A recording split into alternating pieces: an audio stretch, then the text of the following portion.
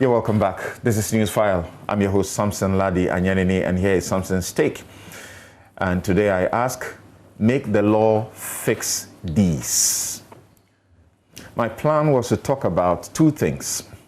Why we ban seized excavators without recourse to the law, and how our national security, some call it regime security, could not stop a Christ Embassy COVID-19 super spreader convention. How about World Press Freedom Day as we debate return to a culture of silence questionings?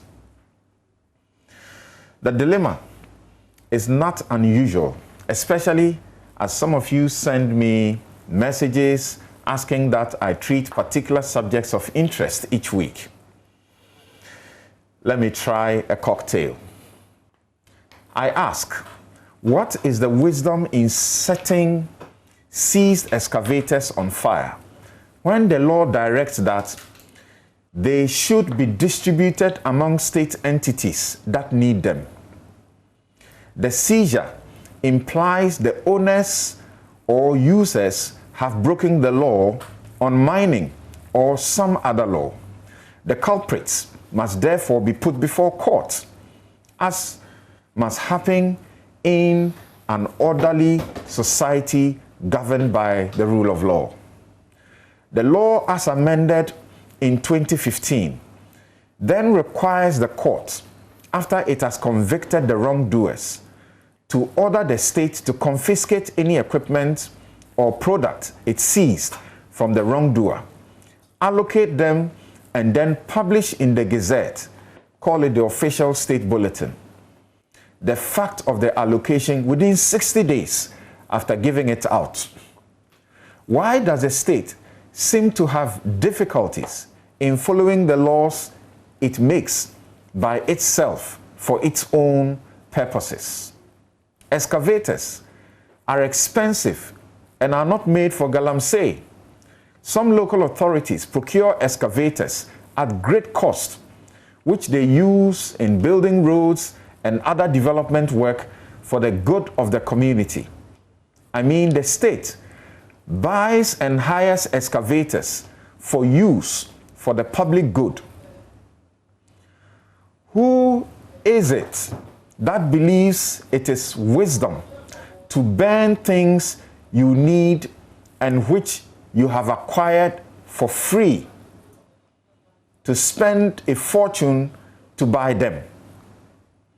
It does not sound like running a democracy and acting lawfully when public officers declare publicly that, I quote, "We will ban the excavators. If you don't like it, take us to court." What an indictment.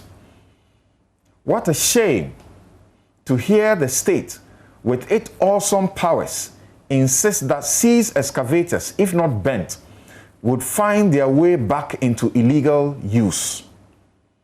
Is this a failed state? If we do not need an uprising to change a government we do not like, we do not need extrajudicial means to secure law and order. Not in the commendable fight to fight the illegal mining we lost control over for political expediency.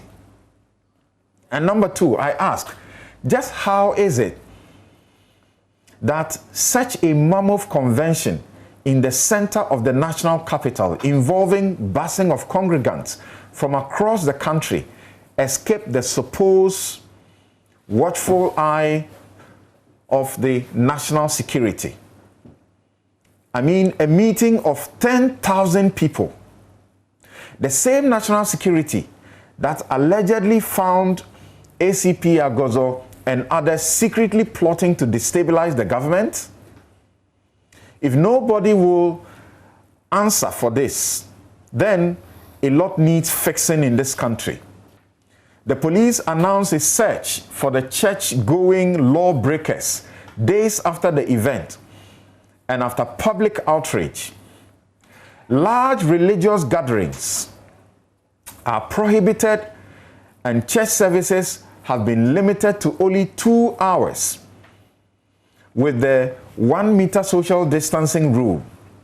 A breach is punishable by 12,000 to 60,000 Ghana cedis, or in addition to that, it could also be 4 to 10 years in jail.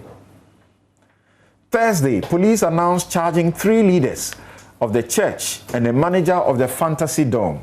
Sadly, they are charged under an EI that expired 4 months ago.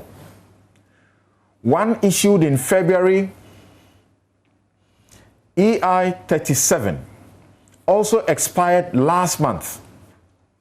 What is applicable now is EI 135, issued on the 29th of April 2021. Think India, while talking to me about how politicians also breach the law during the 2020 election campaigns. I ask, finally, sorry, I must repeat that press freedom is no license for mercenary, dirty political propaganda, libel and slander in the name of journalism. It is also not a lazy, uncritical conveyor belt business for people who do not or fail to appreciate the privileged and hallowed yet onerous duty in Article 162, Clause 5 of the Constitution, which says all agencies of the mass media shall at all times be free to uphold the principles, provisions, and objectives of this Constitution, and shall uphold the responsibility and accountability of the government to the people of Ghana. If you recklessly and maliciously destroy reputations, you must suffer the lawful consequences. You ought not be shouting a culture of silence. We must practice independent, credible, and fearless journalism, honoring the ethical code. Our society needs its plain-talking, thorough, critical, inquiring, and conscience-pricking PVA answers, Matilda Asante's, and the Manasseh Azori Awene's to make meaningful progress. And that's my take. We'll be right back to get into the 3 major issues we are discussing this morning. How is the Galamsey fight faring? Why are students being prevented from fasting, Muslim students, in a public school? And big, fix the country. We'll be right back.